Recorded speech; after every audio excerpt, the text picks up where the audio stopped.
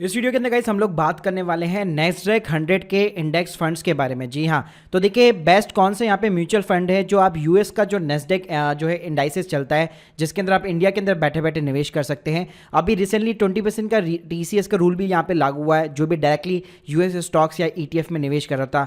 तो as compare to that क्या ये म्यूचुअल फंड्स बेनिफिशियल है कि नहीं है, प्लस नेस्डैक 100 की परफॉर्मेंस क्या रही है अगर हम लोग कंपेयर करेंगे इंडिया के इंडेक्स के साथ में। इसमें हम लोग मोतीलाल ओसवाल से लेकर नावी नेस्डैक 100 बहुत सारे यहाँ पे 6 से 7 में आपको म्यूचुअल फंड्स बताने वाला हूँ और सभी का डिटेल के अंदर यहाँ पे आपको मैं एनालिसिस देने वाला हूँ। तो गाइस पूरा वीडियो यहाँ पे जरूर देखिएगा। सबसे पहले यार बात करते हैं हम लोग नेस्डैक आखिर 100 क्या होता है। जैसे इंडिया के अंदर हमारा निफ्टी 50 चलता है, जिसके अंदर इंडिया की टॉप 50 कंपनीज यहाँ पे शामिल होती है बाय द मार्केट कैप। वैसे ही सिमिलरली यूएस के अंदर भी यहाँ पे क्या होता है, नेस्डैक इंडाइसेस चलता है, लेकिन वहाँ पे नेस्डैक कंपोजिट चलता है। तो वहाँ पे नेस्डैक कंपोजिट में बहुत सारी कंपनियाँ होती है, मोर देन 3000 कंपनीज। उसी में से नेस्डैक एक 100 भी इंडाइसेस चलता है, उसके अंदर यूएस की केवल टॉप 100 कंपनीज चलती है। जैसे हमारे निफ्टी 50 के अंदर केवल 50 कंपनी ही सेलेक्ट हो पाती है, वैसे नेस्डैक 100 में भी केवल 100 कंपनी यहाँ पे सेलेक्ट हो पाती है।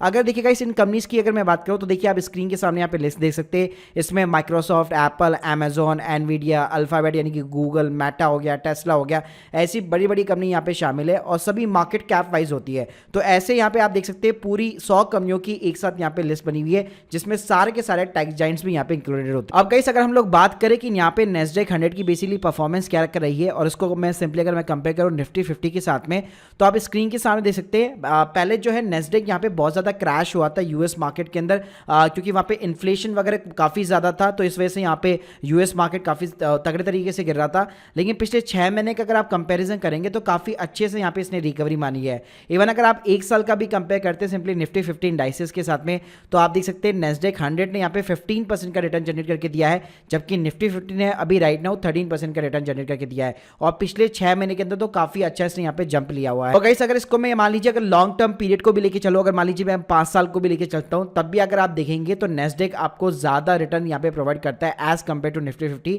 और अगर मैं इसको मैक्सिमाइज भी लेके चलता हूँ तो आप देख सकते हैं यहाँ पे आपको ज्यादा रिटर्न्स देखने को मिल सकते हैं। तो गाइस नेस्डैक 100 में केवल रिटर्न्स के लिए नहीं, बल्कि अगर आप मान लीजिए अपने पोर्टफोलियो को डाइवर्सिफाई भी करना चाहते हैं तो भी एक बेटर ऑप्शन है यूएस के इंडेक्स के ऊपर खेलने का। अब गाइस बात करते हैं कि क्या हम लोग डायरेक्टली इन्वेस्ट करें या फिर म्यूचुअल फंड रूट के थ्रू इन्वेस्ट करें। तो देखिए रिसेंटली 1 जुलाई 2022-23 से जो है यहाँ पे टीसीएस का एक 20% बेसिकली रूल लगने वाला है। अगर आप कोई भी ऐप जैसे कि आईएनडी मनी या वेस्टेड वगैरह यूज में लेते हैं, जहाँ पे आप डायरेक्टली यूएस के स्टॉक्स या ईटीएफ को यहाँ पे बाय कर सकते हैं, लेकिन अगर आप वहाँ पे अब आईएनआर टू डॉलर के अंदर कन्वर्ट करेंगे तो आपका 20% यहाँ पे ब्लॉक होने वाला है 1 जुलाई के बाद में।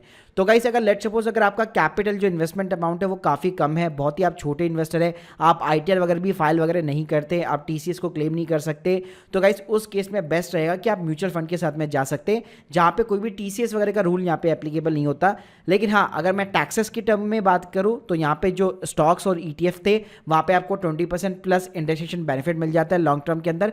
लेकिन म्यूचुअल फंड के अंदर अब यहाँ पे रूल चेंज हो चुके हैं और अब यहाँ पे चाहे आप लॉन्ग टर्म चाहे आपका शॉर्ट टर्म गेन हो, सारा का सारा टैक्स जो है आपकी स्लैब रेट के अकॉर्डिंग यहाँ पे लगने वाला है। चलिए गाइस बात करते हैं इसके अंदर टॉप यहाँ पे यूएस इंडाइसेस के अंदर बेसिकली टॉप कौन से म्यूचुअल फंड्स आते हैं। तो सबसे पहले हमारा जो म्यूचुअल फंड निकल के आता है वो आता है मोतीलाल ओसवाल का नेस्डैक 100 एफओएफ। जी हाँ, तो देखिए यहाँ पे आपको दो टाइप के मेजरली फंड्स मिलते हैं, एक एफओएफ मिलता है और एक डायरेक्टली फंड्स मिलता है। इंडिया के अंदर केवल एक ही डायरेक्टली फंड्स है जो कि आईसीआईसीआई का है, बाकी सारे के सारे एफओएफ है। एफओएफ का मतलब ये होता है कि इस फंड के अंदर अगर आप पैसा डालेंगे तो ये आगे जाके किसी और फंड के अंदर बेसिकली उसका पैसा जो है बेसिकली रोटेट करता है। तो देखिए अगर मैं मोतीलाल ओसवाल की बात करूँ तो इसका ईटीएफ भी चलता है और सबसे पुराना ये बेसिकली फंड है। फंड साइज देखेंगे 3500 करोड़ से भी ज्यादा का इसके अंदर पैसा लगा हुआ है। एक्सपेंड रेशियो जो है 0.10 का है। प्लस अगर यहाँ पे मैं रिटर्न्स की अगर मैं बात करता हूँ, पिछले एक साल के अंदर मोर देन 23% का इसने यहाँ पे रिटर्न जनरेट करके दिया है। अगर 2 साल और 3 साल में या फिर अगर आप एक लॉन्ग टर्म पीरियड लेके चलेंगे तो ये 2018 के अंदर यहाँ पे लॉन्च हुआ था और अभी तक अगर इसके आप एनुअलाइज रिटर्न देखेंगे 28% से भी ज्यादा का आपको रिटर्न यहाँ पे देखने को मिल जाएगा। साथ में कैसे अगर आप एसआईपी भी यहाँ पे करते हैं तो आप देख सकते हैं एब्सोल्यूट रिटर्न के कंपेयर में 3 साल के अंदर आपको 16% का रिटर्न देखने को मिल जाता है। दूसरे नंबर पे भी गाइस यहाँ पे जो म्यूचुअल फंड निकल के आता है वो सिंपली कोटक का नेस्डैक 100 एफओएफ निकल के आता है। इसकी गाइस फंड साइज जो है 2271 करोड़ है और जैसे ये भी एक एफओएफ फंड है, यानी आप इसमें जो पैसा लगाएंगे आगे जाके कोटक किसी और फंड के अंदर यूएस के अंदर जो फंड्स चल रहे होते हैं वहां पे पैसा लगाता है। इसके एक्सपेंड रेशियो की बात करूँ तो थोड़ा सा ज्यादा है, 0.28% का इसका एक्सपेंड रेशियो है। इसके अगर मैं 1 साल की रिटर्न की बात करूँ तो 22% का इसने एनुअलाइज यहाँ पे रिटर्न निकाल के दिया है और 2 साल की बात करो तो 9.17% का है। ज्यादा टाइम इसको नहीं हुआ है। यहाँ पे आप देख सकते हैं 2021 से इसकी यहाँ पे शुरुआत हुई थी, तो ज़्यादा पुराना ये म्यूचुअल फंड नहीं है।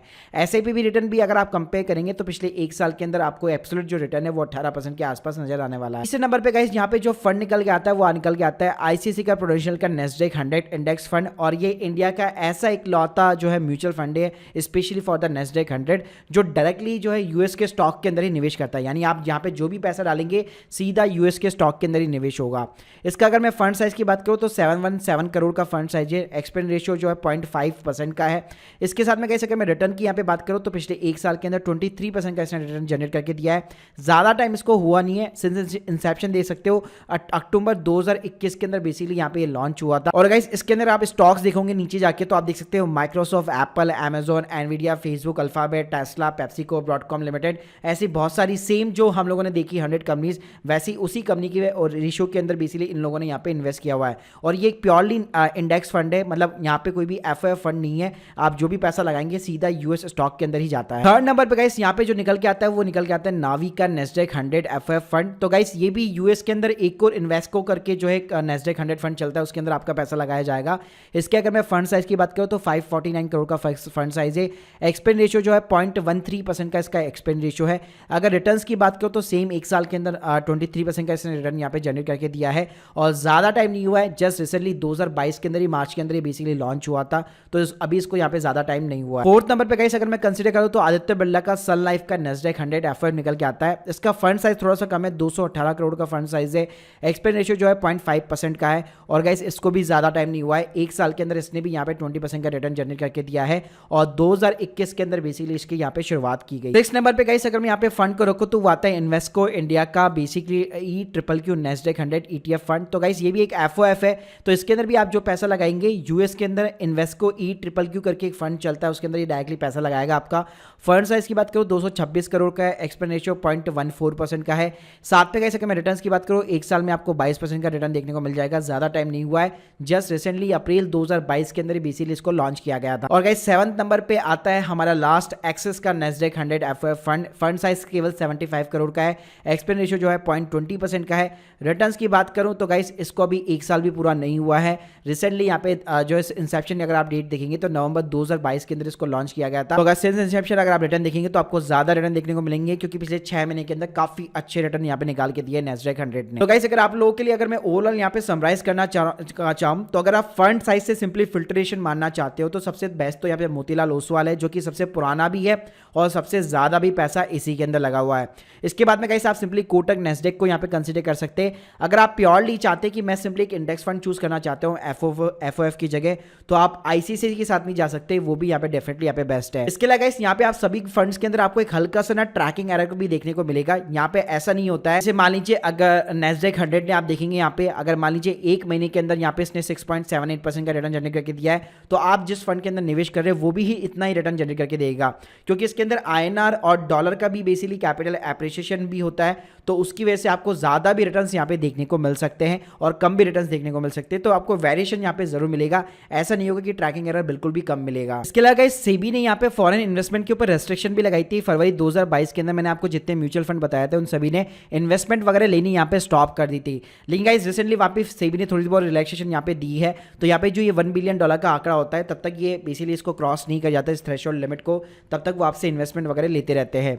तो गाइस यहाँ पे जितने भी मैंने आपको फंड्स बताया वो ऐसे सारे फंड्स हैं जिन्होंने अभी वापस जो है इन्वेस्टमेंट लेना यहाँ पे शुरू कर दी है, और इसके अंदर इजीली आप यहाँ पे लमसम भी इन्वेस्ट कर सकते हैं और एसआईपी भी कर सकते हैं। लेकिन मैं आप लोगों को यहाँ पे जो है यही रिकमेंड करूंगा कि एसआईपी के साथ में आपको जाना चाहिए। आपको अपने पोर्टफोलियो के अंदर एक नेस्डेक 100 का यहाँ पे जरूर म्यूचुअल फंड जो है एक एसआईपी के रूप में यहाँ पे जो है लॉन्ग टर्म के लिए निवेश करना चाहिए। तो guys hope you like this video, please subscribe channel. अगर आप लोगों के कोई भी डाउट्स है कमेंट बॉक्स में जरूर बताइए। Thank you guys, thank you very much.